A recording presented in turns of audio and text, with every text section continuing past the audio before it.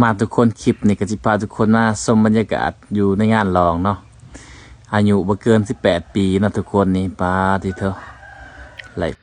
มาเบิงงานแต่งดองพี่น้องทางสปปลาวตอนนี้กำลังเป็นกระแสทางสื่อสังคมออนไลน์ก็มีพี่น้องฟังไทยนี่แหละครับเขาไปคอมเมนต์หลายครับพี่น้องเป็นงานแต่งดองที่อายุหน่อยที่สุด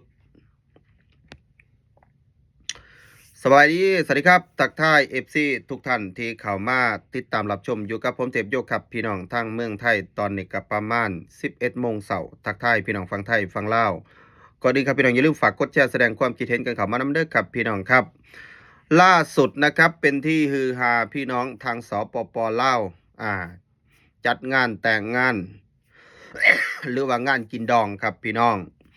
ระหว่างเจ้าบ่าวกับเจ้าสาวขึ้นชื่อว่า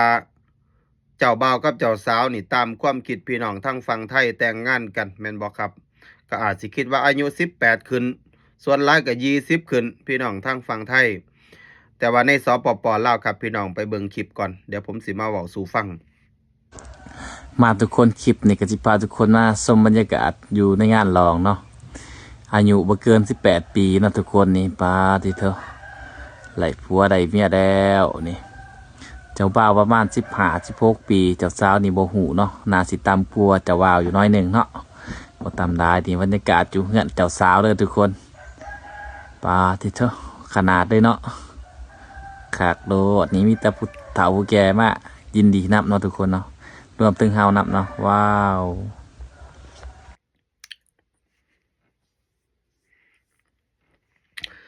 นี่แหละครับพี่น้องนี่คือหน้าตาเจ้าบ่าวเจ้าสาวเขาขึ้นแคปชั่นเป็นภาษาลาวนะครับเขาบอกว่าเป็นงานแต่งที่อายุหน่อย13กับ14ปี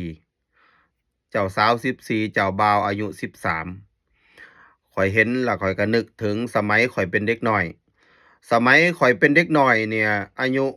13-14นี่เห็นหีนี่แล่นย้านแล่นเกือบหลุดพุ่นแหละเอาง่ายๆคือเราบ่เคยเห็นเนาะย้านจนอายุ19-20ปีจังกล้าสู่หีอันนี้เว้าความจริงเด้อพี่น้องสำหรับผมเนี่ยผมเคยเอาง่ายๆคือเสียความบริสุทธิ์ตอนอายุ19ขึ้นอา แต่ว่าเด็กน้อยสมัยซุมื้อนี่มันก็เปลี่ยนไปเนาะพี่น้องครับบ่ว่าสิเป็นฝั่งไทยฝั่งลาวแต่ว่าฝั่งไทยก็ดีอยู่อย่างหนึ่งคือว่าเขาเจ้าก็บ่ได้แต่งงานเนาะพี่น้องจัดงานตุงงานแต่งอายุต่ำกว่า18นะอ่าแต่ว่าเด็กน้อยมันอาจสิไปมีเพศสัมพันธ์อิหยังกันก็สุดแล้วแต่เฮาก็บ่รู้แม่นบ่ครับแต่ว่าในฝั่งสปปลาวนี่อายุ13 14 15นี่แต่งงานนี่เป็นเรื่องปกติไปแล้วเดะส่วนหลายในแถวเขตนอกเมืองน้อยหนึ่งอายุ16 17นี่ถือว่าเต็มสาวเลยเด้16นี่เต็มสาวแล้วอ่าผู้ชายก็คือกันผู้ชายอายุ15นี่ป๊าดโธเฮ็ดปันเพิ่นนี่โอ๊ยมันคนละอย่างกันกับยุคสมัยผมนะครับพี่น้องสมัยผมนี่เห็นแต่งงานสมัยก่อนเนาะเมื่อสักประมาณสมัยเฮายังน้อยเฮาเห็นอยู่ฝั่งลาวสมัยก่อนมันก็อายุพุ่นล่ะครับ19 20ขึ้นแต่ว่าเห็นเขาแต่งก็มีนะครับแต่ว่าส่วนหลายก็ถูกบังคับก็มีนะครับพ่อแม่บางครอบครัวก็บังคับคือเอาง่ายคือยุยงอยากให้ลูกนี่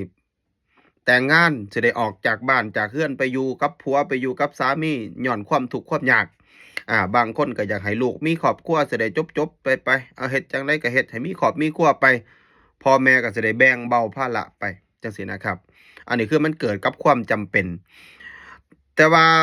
มันตกใจก็คือว่าเด็กน้อยมันแต่งงานกันจังซี้ล่ะครับพี่น้องบัดนี้ความรับผิดชอบเด็กน้อยมันบ่มีเดะนะครับอายุ13กับ14เนี่ยแต่งงานกันมีแต่ความทุกข์ความยากต้องหากินไปนำกันเพราะว่าเด็กน้อยมันอยู่ในช่วงอายุ13-14คันเป็นฝั่งไทยนี่เป็นวัยเรียนหนังสือวัยเรียนหนังสืออยู่นะแต่ว่าในสปปลาวเนี่ยอายุ15แต่งงานกันนี่ผมเห็นหลายสมัยซุมื้อ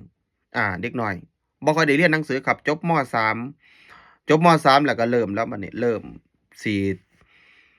สิเอาผัวสิเอาเมียแล้วนะครับอันนี้เว้าง่ายๆครับพี่น้องในสสในสังคมลาวนี่แหละครับพี่น้องอย่างที่ผมบอกว่าเห็นตัวเลขสถิติในอาเซียนประเทศลาวเป็นประเทศที่โดยเฉลี่ยนะอันนี้ผลสำรวจประเทศลาวเป็นประเทศที่มีเด็กอายุต่ เด็กอายุต่ำนะครับติดเชื้อ SIV มากนะครับสำรวจในอาเซียน แล้วก็ผู้หญิงในสปป.ลาวนะครับส่วนมากมีเพศสัมพันธ์ก่อนวัยอันควร ถามว่าถ้ามีรู้จักวิธีป้องกันเหมือนประเทศอื่นๆมันก็คงจะไม่มีเชื้อ SIV นะครับแต่ว่าเด็กหน่อยในสปป.ลาวก็ยังว่าแหละครับพี่น้องบางคนก็อยู่ตามบ้านนอกตามชนบทบ่ได้ถูกการพัฒนาหมายถึงว่ามีร้านคาราโอเกะมีอะไรไปเปิดแถวเขตบ้านนอกชนบทเด็กน้อยแม่นบ่ครับเรียนจบเรียนม3ม4ม3เด็กน้อยมันก็อยากได้เงินมันก็อยากมีงานทำก็โดนล่อลวงบอกว่าถ้าอยากได้งานทำก็มาเฮ็ดงานอยู่ในร้านคาราโอเกะมาล้างถ้วยล้างจานเสร็จโต๊ะเสร็จตังจากเด็กน้อยอายุ13-14เด้เสร็จโต๊ะเสร็จตังมานี่พัฒนาขึ้นกลายมาเป็นเด็กเสิร์ฟคือมันโดนเขาเรียกว่าโดนหลอกถ้าเขาจะเรียกว่าหลอกลวงก็ได้นะครับหวานล้อมโดยการเอาเงินบางทีก็ลินเหล้าให้บ้างลินเลียให้เบียร์ให้บ้างจากที่เด็กอายุ13-14ที่จะไปล้างจานเอาเงินไปโรงเรียนน่ะกลายเป็นมาแต่งเกาะอกกลายเป็นมายกทรงกลายเป็นมาปะแป้งรองพื้นกลายเป็นมายืนรอแขกหน้าร้านตีหนึ่งตีสองนะครับนี่แหละครับอันนี้คือจุดมอมเมาในสังคมในประเทศลาวมันก็บ่แปลกอย่างที่ผมบอกว่าประเทศลาวเฮาเนี่ยยิ่งเด็กเข้าไม่ถึงการศึกษายิ่งง่ายที่จะโดนหลอกลวงจากสังคมถามว่าเด็กอายุ13-14อย่างนี้แต่งงานอยู่ในเมืองไทยแทบจะไม่ค่อยเห็นมีแต่วัยเรียนหนังสือหมดเลยนะครับนี่มันสะท้อนให้เห็นว่าประเทศลาวบ้านเฮาเนี่ยยังบ่ทันพัฒนายังบ่ทันเจริญนะครับพี่น้องผมก็เลยเห็นผมก็รู้สึกตกใจว่าอ้าวอายุ13-14เขาเจ้าแต่งงานกันไปนี่อาจสิไปเฮ็ดหยังกันนะครับพ่อแม่ต้องเลี้ยงหรือว่าต้องมาเฮ็ดงานอยู่เมืองไทยเมืองไทยอายุ13-14นี่เขาก็ยังบ่รับเด้เมืองไทยเนี่ยเขารับแรงงานอายุประมาณจักปีพี่น้องอายุ18เนาะกระทรวงแรงงานไทยเขารับอายุ18ขึ้นอายุ13-14เขายังไม่รับนะนี่แหละครับพี่น้องครับมีความคิดเห็นจังไดก็คอมเมนต์กันเข้ามาครับพี่น้องครับทักทายกันยามสายเด้อครับพี่น้องครับสบายดีสวัสดีครับ